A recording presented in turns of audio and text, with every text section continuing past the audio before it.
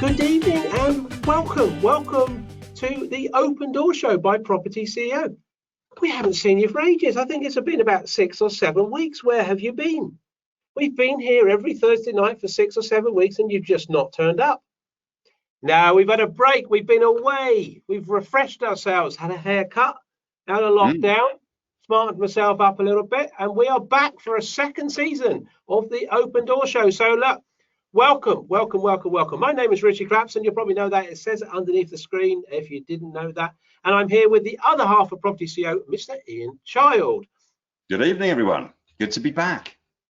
Look, it's great to have you with us. And over the next 45 minutes, we're going to be talking, we're going to be talking actually, but we're going to be taking a dive. That's what I was going to say. We're going to take a dive into the world of small-scale property development. Isn't that right, Mr. Child?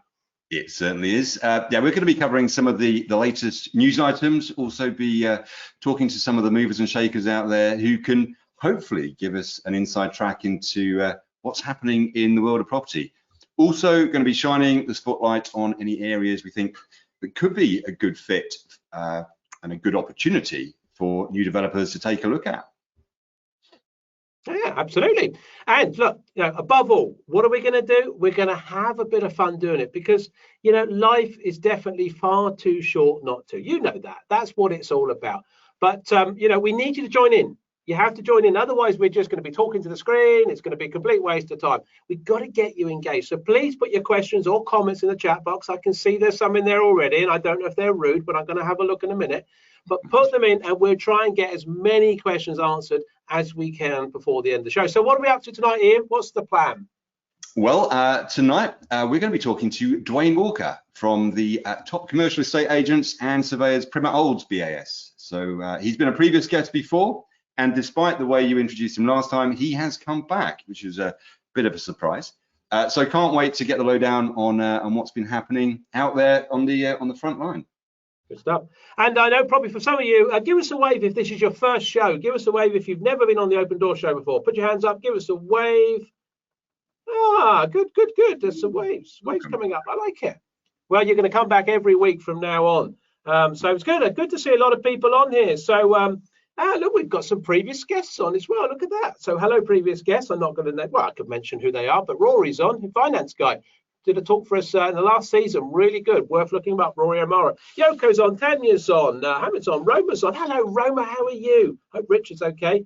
Barnaby's on, Jason's on. Michelle, are you in France? Are you in the UK? I wonder where you are. This is one of our international listeners because we are truly international. We also go down to Kent and up to Birmingham. Okay, and your Italian is legendary, I remember. I don't know if Italian's on or not. I can't see him. He might be. No, we can't see any Italians on tonight. Mark's on, Gavin's on, Dan's on. Hello, Dan. James is on. James has got his hand up still. I should have put that down. Adir's on, Liam's on, Gabriella's on. And people have said, hello, chaps, missed you. That's Rory. He's just getting an advertisement out there for Close Bridge Provision Finance. And Yoko says, hello, welcome back. Smiley face, smiley face. Hello, Yoko. She's our biggest fan. She's going to win an award, I think, this year. Good evening, Jen, says Dan. Rajesh says, hi, Richie and Ian. And Raj says, hey, A-team, how great to see you both again. Looks like life is getting back to normal. And Michelle says she's in the UK. Con's just joined us. Hello, Con. Where have you been? Come on, hurry up. The show started, my friend. What's the matter with you? Blimey, people turn up late.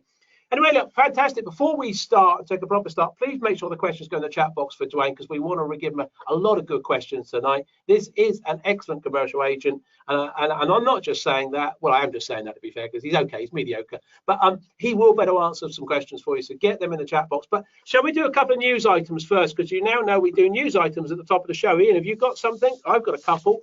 I've got a couple here I can do. A couple, actually, there's a bit of a similar theme because they both involve the Housing Secretary, Robert Jenrick. So the first one here was the government considering a levy on developers that fail to build out their developments.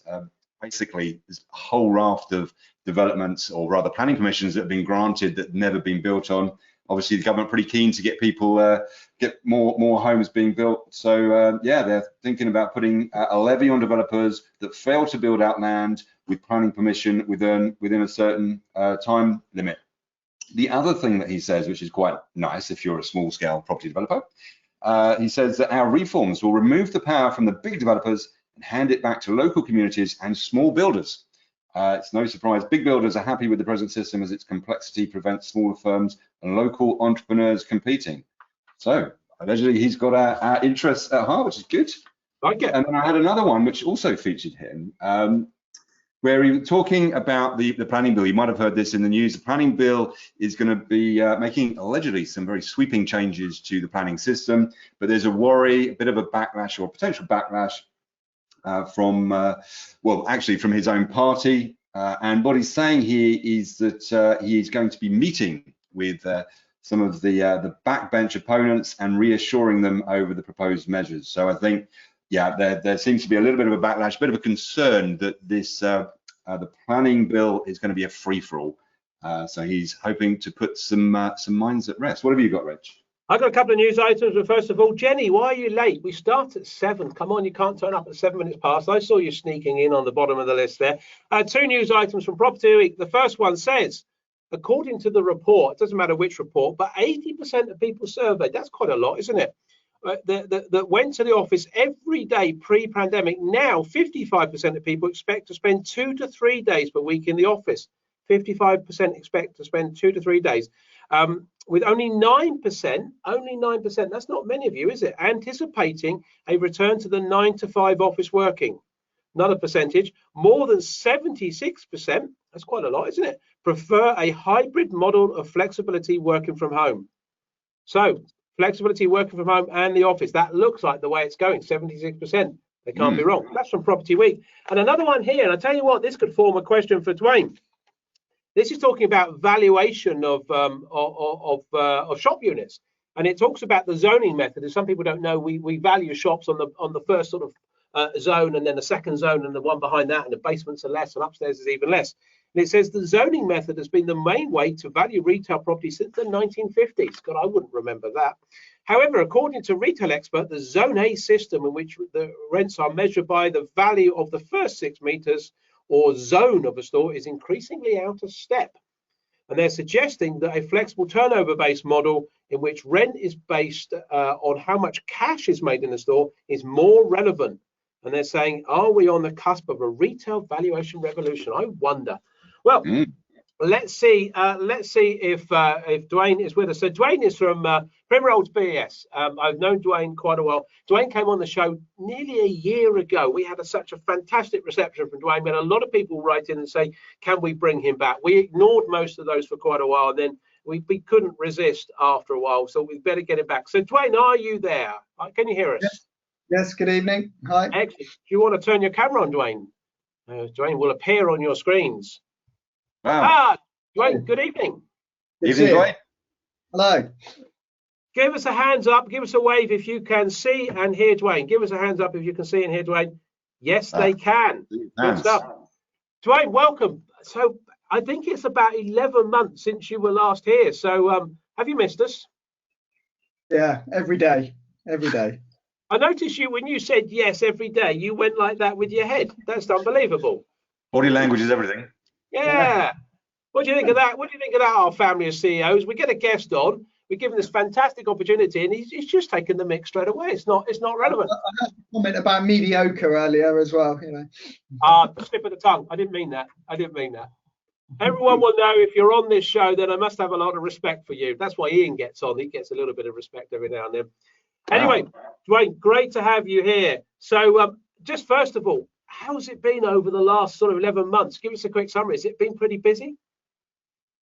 Well, 11 months ago, I wouldn't have said so. When we were talking, it was a totally different picture, wasn't it? I don't think we knew where we'd be. I think now, yeah, incredibly busy. The market is busy. There's a lot of pent up demand out there. You know, don't get me wrong, some sectors struggling more than others, but as an industry, you know, both commercially and residentially, markets have picked up massively. You know, you only have to read the press about the housing market and, you know, how prices are still rising and the boom that there's been, really, which defies some logic with it. Interesting. Right. Well, look, are you ready to take a few questions? I'm sure, well, I'm not sure because I'm absolutely positive because I can see him in here. Are you ready to take a few questions from our audience? Yeah, I'll try. Yeah. Get set, get ready. Shall I kick one off in, and then you can see what comes in next, and we can just pick them out as we go. Sounds good. Okay. A question from Helen. So Helen, good evening, Helen. She says there still seems to be high prices being achieved for commercial stock at the moment. What's your views on where prices are going? There we go. It's a good starter. What do you think on that, Duane? So yeah, I think she's right. We haven't seen the massive drop in values that perhaps some people thought we might. Is it still coming? Possibly, with the end of furlough payments coming to an end. I think when that lifeline ends for some businesses, there will be that question mark about how much their business picks back up to pre-pandemic levels and how quickly, which will impact, can they afford to be there? Landlords' hands have been tied to get tenants out with the prohibition on eviction. So that's meant we haven't seen, again, the swathes of properties being taken back by landlords. So some of that will still come, I think, but certain sectors are still doing very well. We're certainly seeing a lot more pubs on the market. They've been struggling, chains of restaurants, there's a lot of those out there, but certainly the industrial market is still very strong. There's not a lot empty there. What about the sort of light industrial end? So these little light industrial units that often exist, they're quite old-fashioned, outdated as a building in sort of residential areas. Any sort of take on where that market's at compared to what I would sort of the normal industrial estates? I think if you're talking about buying, there's still a lot of occupiers out there that want to buy, and not a lot of stock in that sort of 500, 1500 square foot sort of type units. So we're still seeing demand from occupiers for that type of kit. I think rents have gone up massively in the last 10 years on industrial. They've been rising and rising. We are probably at quite a peak in the market for that. Will some of that secondary stuff now, with potential changes of use coming, start to get developed a little bit more? Possibly. I think there is currently, though, industrial is so flexible in terms of the type of businesses that go in there. You've got a lot of online retailers using it for little industrial warehouse, and those sorts of people are springing up all over the place now. Interesting. Helen, hopefully that answered your question, and a little bit of a follow on there as well. Ian, what's the next question we can give Duane to see what we can get? Well, we've got one here from Tom, who asks, how has the last year gone for you in the sales of commercial property, and who has been buying over this period? What do you make of that one? So for us as a business, I suppose from when I was last on, we had a period, it was incredibly quiet. I think from sort of around August time, we started to see the markets come back again.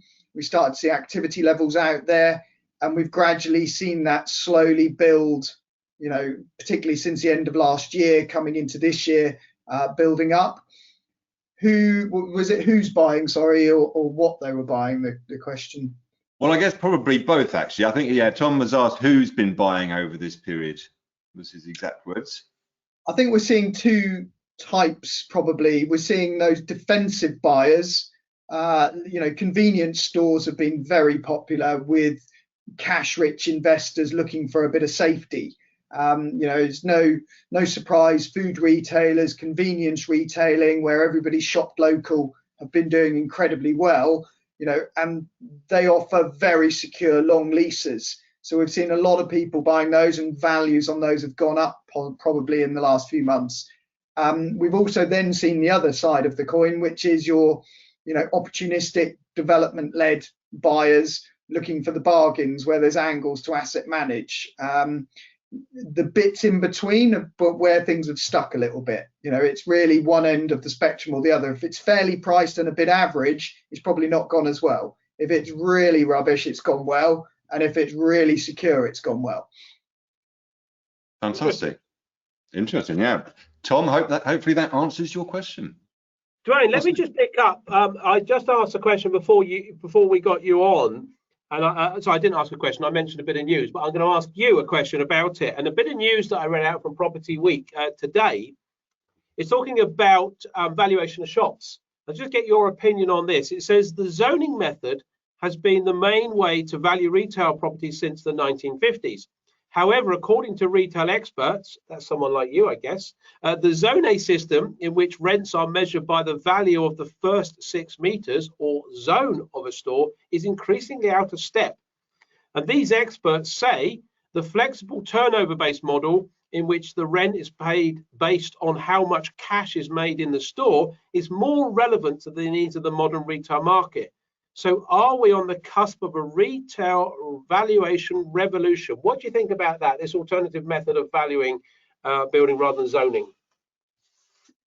Turnover rents have been there for a long time, and they've been particularly in shopping centre scenarios. I think from a retailer's point of view, yes, it's a good idea. It links it far more closely to their business and what they're making. From an investor's point of view, can be very dangerous. It doesn't provide the investor, the landlord, with the security of income. Unless there's some degree of base rent with a turnover level on top, you're getting bank funding for an asset where the rent could be going up and down each month or each quarter or year, depending on the success of your tenant, doesn't help you fund a mortgage. And so I can see there being massive resistance still from landlords. And there's a huge number of leases already out there in existence. Renewals will be resisted on those terms, I think, other than perhaps in some of these more prime high streets and shopping centres still. But I get the logic from a retailer's point of view. But we're perhaps not, in your opinion, on the cusp of a retail valuation revolution. Let me ask you a question here. This is one that Andrea's put in. Good evening, Andrea. This is more about development, but I think you'd have an opinion on this. She says, when it comes to resi development, do we now need to plan for units to have an additional bedroom stroke office at home, given that working from home is increasingly likely? What's your opinion on that for residential developers putting a commercial space in the home? Do you think this is going to be important?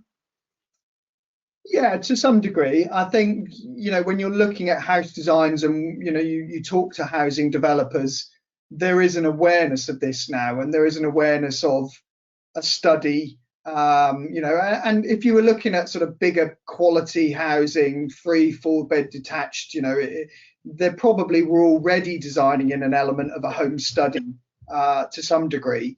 Whether that filters into, your small flats, 1-bed flats, things like that, remains to be seen, because again, it's got to be viable for the, are you going to get any more square footage? Are you going to get the price per square foot for that? It's a hard one, I think, but certainly from a family home point of view, yes, I think there will be more design elements incorporating those studies and utilization of perhaps just unusual spaces under staircases, areas perhaps that wouldn't be that usable can be turned into somewhere that somebody can work.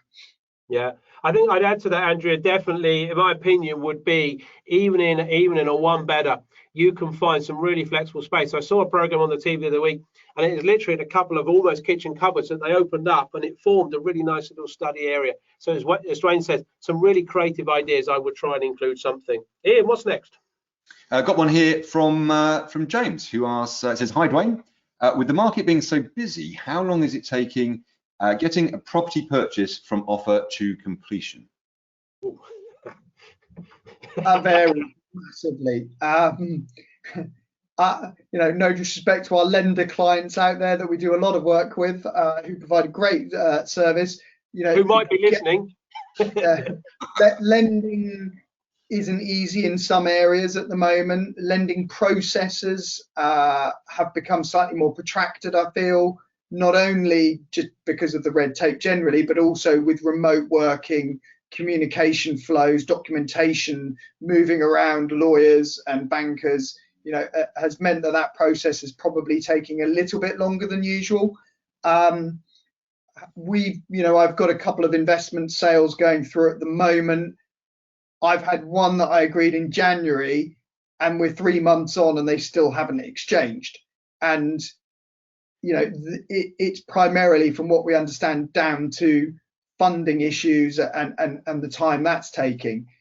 Having said that, we've had others still going and exchanging within 4 weeks. So, it's very specific to the lawyers you use, the bankers you use, the agents you use, you know, in terms of how you can get that through. Interesting. No, thank you. James, I hope that answers your question. Okay, Jenny's got a question, and Jenny was the one that turned up late, but we're not going to hold that against her, because apparently Roman, her husband, said, yeah, she tried to log on to her laptop and it all got wrong, so she's logged back on or whatever. But she's here now and she's asked a question, quite a direct question, Duane. She says, hi, Duane. So she's trying to be a little bit polite, and she says, how do I get into your black book? And she's put a smiley face on there. So how does she get into your black book and get first dibs on all those fantastic deals? Jenny wants to know. Get on the phone to us, talk to us. You know, I would say, and we probably can now, get back out, have a coffee with agents. You need to build trust as well. You need to know what you're looking for. I think, you know, as an agent, you want to deal with people that have got a pretty clear strategy of what they're trying to do and what they're trying to buy, and understand what they're doing. There are a lot of buyers out there, and yeah, you know, as an agent, the sort of complaints you hear from people perhaps slightly newer is, oh, it always go to certain people, and partly that is because there is that reliability and trust that's been built up over time. But you know, once you've done that one transaction with an agent, you know, then you will start to build that and get them faster, and you know, pre-formal marketing, and you know, those best deals really. So it's, you know, if people are not wasting your time, because let's be, you know, clear on this. You're busy. You talked to us just now. You said, yes, super busy time, and all agents are busy, you know. And I guess what you don't want is, don't waste your time. Come in, tell me exactly what you want. Be clear. Let me know that you can follow through and deliver and do this. I need to have the confidence you can do that, and I'll deal with you, and I'll give you some opportunities. That's all you're asking, isn't it? Yeah, indeed. And you know, and regular contact as well, because again, what you will find is it's catching somebody where they've just been and looked at something, or you know, timing is everything with that. You know, I've just gone and looked at a building, and that afternoon I get a phone call from your person, and instantly it's like, oh, I've just looked at this, and you'll have that conversation about it, and they've got their right ring. You know, I don't say ringing them daily, but you know, good regular contact is important. You said it. Ring me, buy me lots of coffee. I tell you what, you'll be buzzing by the next few weeks when this lot's rung you. Be careful what contact details you put out. Make sure it's your PA and not your mobile. Jenny, Roman, look, there you go. You heard it. Just get in touch. Talk to people. You know, don't hold back, but make sure you present yourself properly. Make sure now, a lot of people out there, Jenny's one of our students. I know some of you aren't on here tonight. Maybe you will be one day. But we teach people how to go out and do that. Don't go and try and blag your way through. Someone like Duane will spot you if you're blagging a mile off. Before you've even walked in the door, you won't even get in the door, okay? But go out and build your business properly. Understand how to do it. Get credibility before you can go and speak to them. And as Duane says, know exactly what you want, okay? Build that relationship and you'll get those opportunities. There we go. Ian, what's next? I got one in from Damien. Another direct question. How clued up on PD rights, so permitted development rights, are commercial vendors and commercial agents? Varies quite a lot. I think vendors, it will depend. You know, if you're dealing with a one-off landlord, or it's, you know, an owner-occupier selling, then probably far less likely to be clued up. If you're buying from a property company, an institution, then they will be more aware of it. And again, agents will vary in terms of their knowledge. You know, a lot of the big firms you'll deal with might have an agent that is, you know, pure leasing, commercial leasing, and they'll get some sales, but they're not necessarily development trained, or they won't know all of the rights that are coming there. So it does vary quite a bit. Brilliant. There you go, Damien. So you've got to look for the ones that haven't got the knowledge, and then you can get the cracking deals. Okay, we've got a question in from Rajesh. And Rajesh says, with the gradual easing of lockdown restrictions, the commercial offices have been hard hit from the staff of companies working from home, obviously, which we discussed. My question to Duane is, do you personally believe that working from home is the new normal, or that people will still go to the offices? So your personal opinion on this, what do you think? 100% people will be back in the office. I personally, and from my own experience, we employ about 25 people in our business, and I can hand on heart say there is a large percentage of them that have been desperate to get back into the office, really asking, wanting flexibility to be in there. They've had enough of being at home. They're not, particularly younger ones, and living at home with parents or living in little flats that haven't got a great work environment. But I genuinely think that hybrid working is the way forward. People have realized they don't need to do it all the time, quality of life. And, for me, sitting at home in my office here with my head down, writing reports if I need to, focusing. Offices are about collaboration. Somebody said something about, you used to go to work and then you go home to socialize. Now I think it's flipped the other way. You go in to socialize with people, you go in to mix and talk to your colleagues. So 100% back. Love it. I love that opinion. I actually think all the staff at Primmer Olds BAS, and actually I've asked them, I've done a secret poll, it's not about socializing, it's about your magnetic charisma that they want to come back for. Yeah. Well, I bet I can't. I think they'll all be wanting to stay at home then. Ian, what's next? Got one here from Vijay, who says, hi Vijay. If you have a parade of shops that are the same size, same area, would or should their rents be the same or similar? Is it irrelevant whether a shop is a hairdresser or hot food? Yes, there is a general tone in a street as a valuer.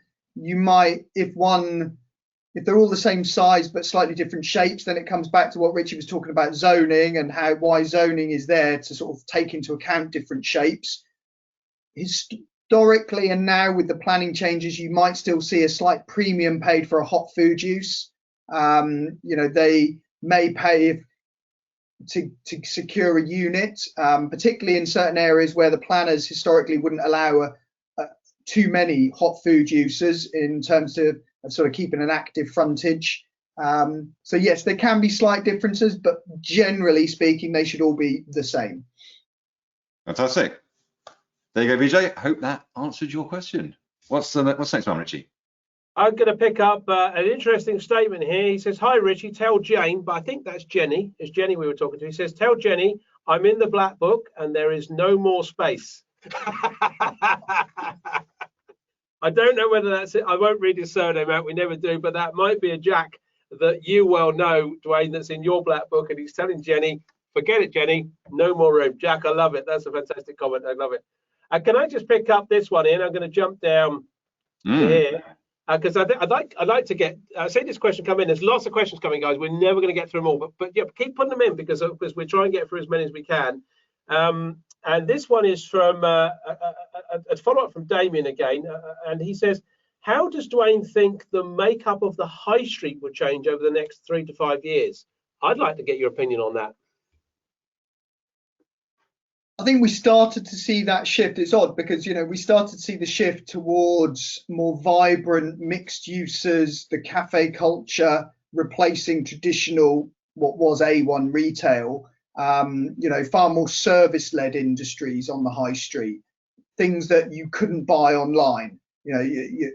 And the pandemic, though, sort of cut the legs away of those, because obviously they were the ones most affected by the pandemic in terms of not being able to open your bars, your cafes, and the like. But I think the high street is still going in that direction. The internet is there, the A1 retail, the clothing, small items to buy is going to continue to be difficult. And I think the mixed use and now the opening up and the widening with the Class C will mean that is definitely the case. I think high streets, some towns and areas, we need to shrink it. There's just too much now. Certain retail pitches are sprawling long secondary locations that really just need condensing, to make them more vibrant and, keep that activity in a slightly smaller area. And I think we'll start to see a lot of what we really need to sort of see, in my opinion, is some good quality regeneration with a lot more residential going in at upper levels. Historically, you'd walk down a high street, look up, it's dead. It's 2-3 floors of redundant storage office space that's not being used by those retailers. There's so much untapped potential in those upper parts, still on a lot of high streets. Interesting. Duane, really appreciate your answer. It's good to get your feedback there. And Damien, good question. I like that. And just following up, because there's always this chat going on, Jack said there's no room in the black book for Jenny. So Jenny says, Jack, do you fancy a coffee? And Jack, don't. Seriously, mate, she'll talk you to death. She will talk you to death. Yeah, absolutely. Don't bother. Okay, next question. What have we got here? Got one here from Thomas. Thomas says, hi, Richie and Ian. Great to have you back. Oh. So great to be back. My question to Duane is, my list of commercial agents locally are all telling me that stock is low at the moment. Is Duane seeing the same? Yes, we're starting to see it rising. We are definitely starting to see an uplift in instruction levels. Presumably when they're talking stock, they're looking for development opportunities, investment type stuff. There's not been a lot out there. And I think, vendors, if they're not desperate to sell, have been holding back, not thinking the market wasn't there, which it wasn't. But we're definitely starting to see that change now. Okay, I think there's a follow-up question. So thanks for the question. Follow-up from Pardeep, which I think is linked. He says, hi Duane, residential market is super hot. What is the commercial market right now? I noticed there is loads of overpriced stock on the market. Well, I think, we're not as hot as the residential, that has been booming, and, you talk to house buyers, trying to find anything is just crazy, particularly down here in the south. Overpriced is always a matter of opinion, I suppose. What you've got is some landlords, some sellers that are still pre-pandemic, if you like, opinions of what their properties are worth or previous valuations that they've got. So some of those, might be slightly over optimistic in the current climate.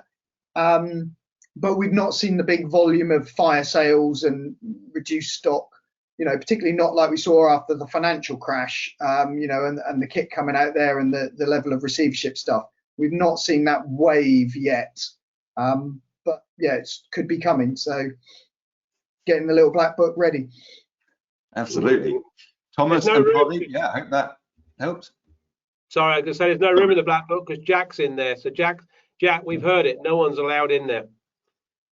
Okay, Raj says, evening Raj. Raj says, following on from the flexible office, so I think when we're talking about that sort of flexible working, in your view, Duane, that's your view, I think, not mine, will there be a need for serviced offices? What do you think about the serviced office need going forward? There's huge amounts of hype around serviced offices at the moment. Every time you open a bit of property press, all the property magazines, commercial ones, it's all about serviced offices. Yes, definitely there is a market for it. Definitely it's improving. The fact that people will have these hubs and might not need as much space and want that degree of flexibility. There was always that big concern with serviced offices. I think, when the pandemic hit about, hot desking, sharing facilities, being much higher risk of transmission of COVID. So how the sector deals with that, when you think you can't touch anything without somebody coming in and wiping the surface after you, if you're sitting in a service co-working environment, then you're slightly more exposed to that, perhaps. Maybe not, any more than your own office if you've got 20, 30 staff in it, perhaps. But definitely going to be demand there, possibly a little overhyped in my view. People still like a little bit of security about where they are. It's an interesting one. And I think certainly big cities are seeing, a lot more people going that way, and partly out of necessity as well. Okay, interesting. What's next, Ian? Let's keep one here from, going. Yeah, I've got one here from Gareth. He's asked, as a new developer, will you want to see my proof of funds before taking me seriously? If not, what do I need to do? Interesting question. Yeah, I think we wouldn't generally ask for proof of funds when you first start dealing with somebody. I think there does have to be a degree of trust and, you know, there with it. A lot of people are reluctant to provide that, or they provide it in a name or an account that's not actually the name of the buyer, the buying entity. So it can be quite difficult, particularly knowing the way some developers will pool funds, use backers and SPVs for things.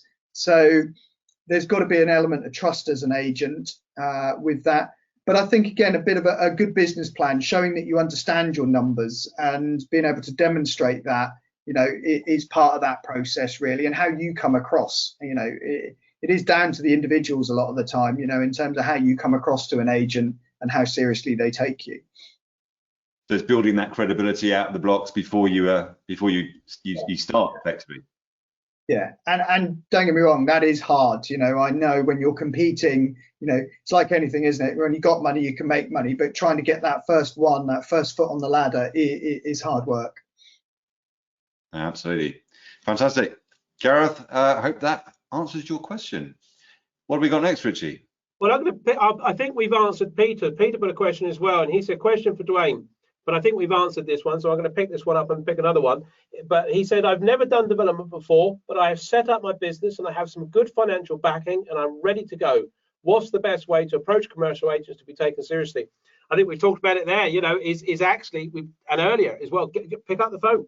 Talk to someone like Duane. Sorry, Jack, we've got to get in the black book. But talk to someone like Duane, get to know, build a relationship with them, and then start taking you seriously. But as Duane said, it's about you as an individual. You know, you've got to come across right. And Ian mentioned it, building credibility. Okay, let's see what's next. Okay, what do you think? This is Adair. Adair says, what do you think will be the biggest demand in terms of future retail units? Do you think smaller units with flexibility to expand? Question mark.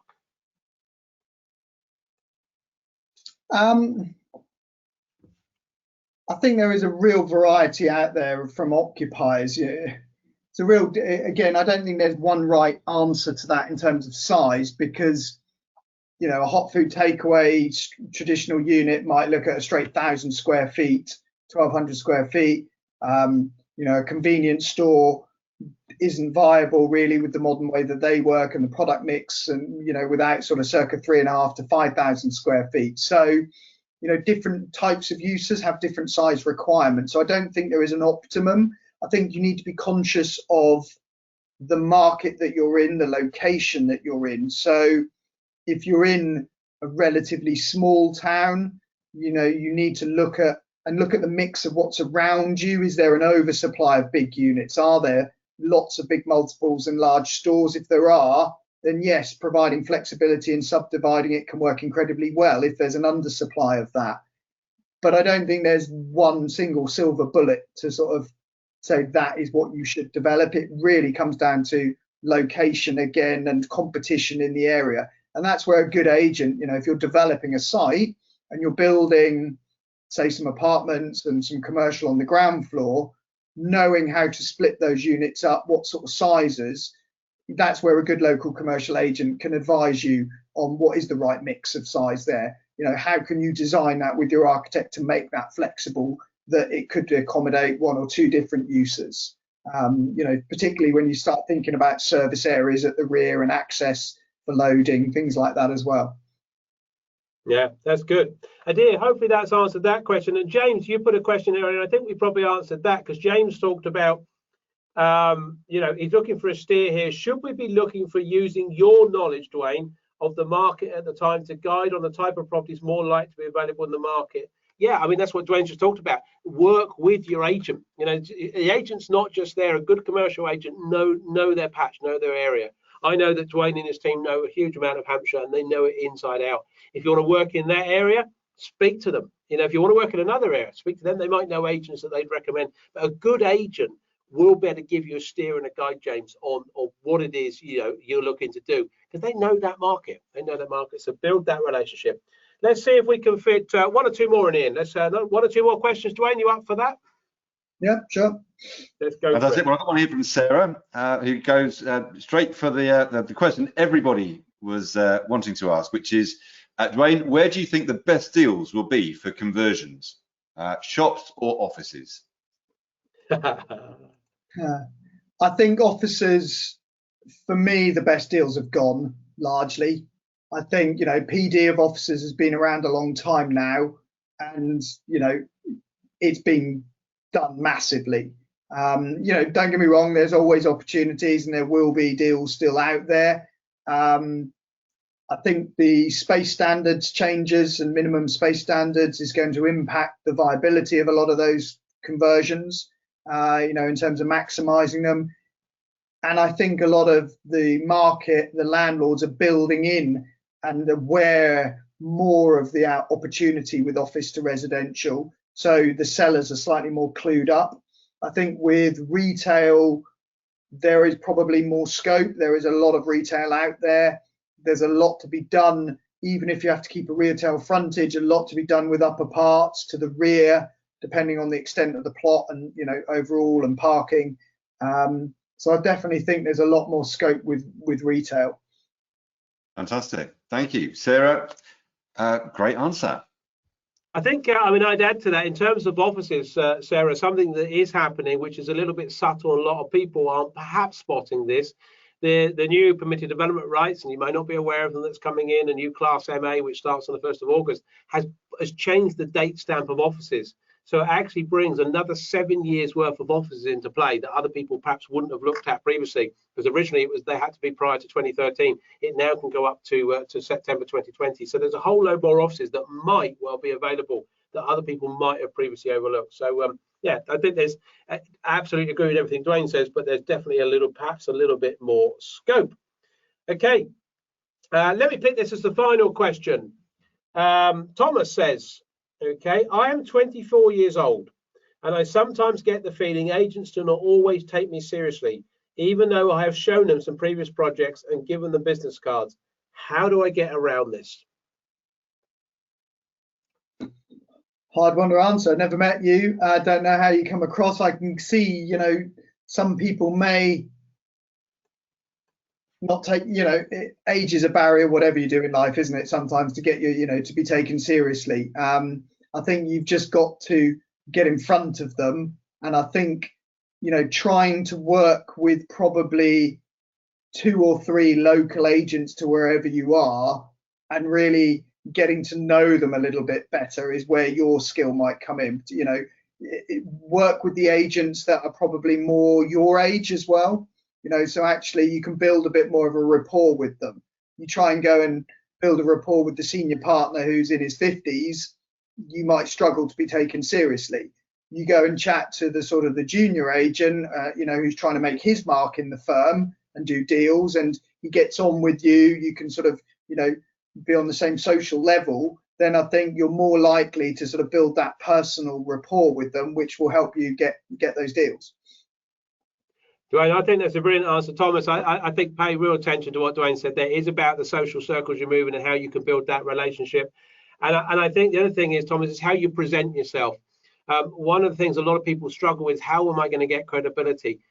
That is the first thing you need out of the blocks. It's one of the first things we teach students. And there is a way of packaging yourself up so actually even someone of Duane's tender years would actually take you seriously out of the blocks. So you've got to do that. Thomas, thank you for that. Duane, look, absolutely brilliant as always. It's a privilege to have you on here. Hopefully people enjoyed it. Give us a hands up if you enjoyed Duane's answers this evening. Lots of hands flying up. Brilliant. In fact, all of them. I won't even pick out the odd one that's missed. Duane, it's great. Have you enjoyed it? Yeah, really have. Thank you very much for having us on. It's been good. Duane, bear in mind, obviously, what we said earlier, that everyone might ring you. What area do you cover so people know that? And what's your contact details? So we've got offices in Southampton and Bournemouth. So we cover a patch pretty much from sort of the edge of West Sussex, Chichester in the east, all the way across the south coast, covering the main commercial centres, Portsmouth, Southampton, Winchester, Eastleigh, right through the New Forest, and then covering the Bournemouth Pool conurbation, up in a bit of an arc towards sort of Salisbury, Basingstoke. So that whole south central core. Southampton office number is 023 80 22 2292. Bournemouth 01202 013 015. I'd spell you our website, but it's very long, as you can tell by our name. It's primmeroldsbas.co.uk. Excellent. What we'll do, Duane, if it's okay with you, we'll put those details in the show notes. So, guys, if you've missed that, pick up on YouTube next week. If you go to the YouTube channel, anyone that's new to us, you can pick up all the old shows. We've put Duane's contact details in there. If you want to develop in the Hampshire area, then I would highly recommend, in the way that Duane suggested, don't just waste his time, but get yourself structured properly and have a chat with him. Duane, thank you very much, and we look forward. We won't leave it 11 months next time. We'll get you back again, and we'll do it all once more. Thank you very much. Thanks, Duane. Thank you very much. Cheers. Great Have stuff. a good evening. Great stuff, Duane. Thanks very much. Okay. Wasn't that good? It was good. Good to be back. Good to be back. Yeah, it was good. Yeah, it is. So hopefully you've all enjoyed that. Hopefully that's been terrifically entertaining. Guys, look, we put these shows on. Hopefully you enjoy them. We put them on for yourselves. Please type in the chat box if you enjoyed the show. It's always nice to see those comments at the end. Obviously, don't put any comments in. We're never going to come back again.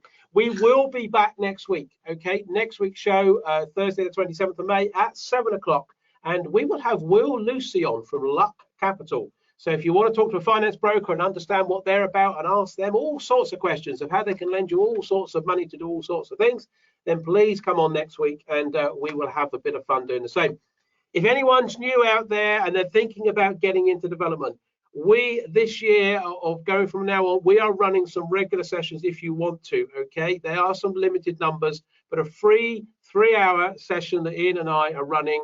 If you want to come on to one of them, propertyceo.co.uk/roadmap. Okay, so it's propertyceo.co.uk/roadmap. If you want to come and join us and understand a little bit more about property, it's completely free. If you want to sign up, then we'll be a pleasure to see you on that. Enjoyed it, Ian? I've loved it. It's been really good. Great to be back in the saddle and having some good guests, which is good. Good stuff. Good stuff. Let's see if people have enjoyed it. It looks like they have. Jamie says, what a great show. Thoroughly enjoyed it. Pardeep says, awesome. Many thanks to the A-team. Gavin says, thanks, guys. Great content as ever. Absolutely. Dan says, fantastic value. Thanks, guys. Yoko says, thank you. Great content. I think that's clapping hands. Thank you again, Richie and Ian. Great content, says Callan. Elizabeth says, great show. Thank you, Richie and Ian. Thanks to you all, says Hamid. And Jenny says, that was great. Very useful. Smiley face. Smiley face back at everyone out there. Our family of CEOs. It's great to be back for a new season. See you next week. Good night. Bye-bye. Bye.